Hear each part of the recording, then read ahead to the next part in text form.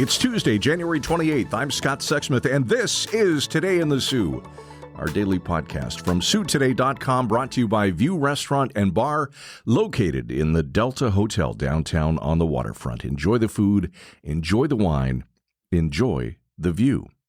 Let's hit the headlines on this Tuesday. MPP Ross Romano announcing yesterday that Sault Ste. Marie and Blind River will get homelessness and addiction recovery treatment hubs, otherwise known as HART hubs. One will be offered through the Canadian Mental Health Association at the Community Resource Health Centre located at 721 Wellington East, and the other will be offered in Blind River. Sault Today's Brandon Walker with more in his story on site today. Sault MP Terry Sheehan announcing $8.6 million for housing projects in the Sault from the federal government's Housing Accelerator Fund. That happened yesterday afternoon.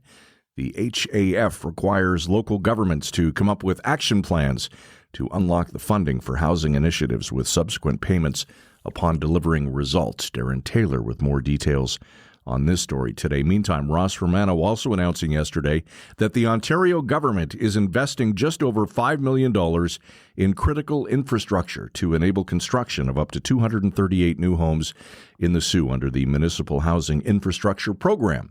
The city will use the funding to extend Sackville Road from Mary Avenue to Third Line East. The OPP says one individual is facing criminal charges after a domestic dispute in Goulais River. On January 18th, shortly after 3 p.m., the Sault detachment of the OPP responded to a disturbance on Highway 17. As a result of the investigation, a 34-year-old man from Goulais was arrested and charged with spousal assault and forcible confinement. On Sunday, Sault Ste. Marie police officers charging a 34-year-old man and a 30-year-old man with assault causing bodily harm after an incident at the Algoma Treatment and Remand Center. Jonathan Brio Dewar and Brandon Wyatt are now both facing charges. Sault Ste. Marie's New Democrats will choose between a city councillor and a founding member of the African Caribbean Canadian Association of Northern Ontario as their candidate in the upcoming provincial election.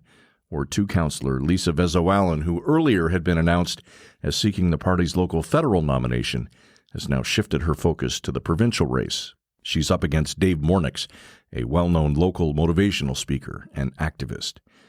With the election officially being called tomorrow, starting today, you can watch for daily episodes of Trillium Talk as our team of reporters hit the campaign trail with the candidates.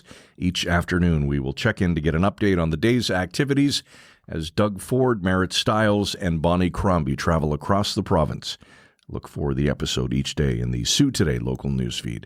Gas prices at the pump, for the most part, are the same as last week in the north. Here in the Sault, we're the cheapest compared to North Bay, Sudbury, and Timmins. Timmins, the most expensive at just over $1.62 a liter, followed by North Bay at $1.57, Sudbury at $1.54, and, of course, here at home, we're around 149.5.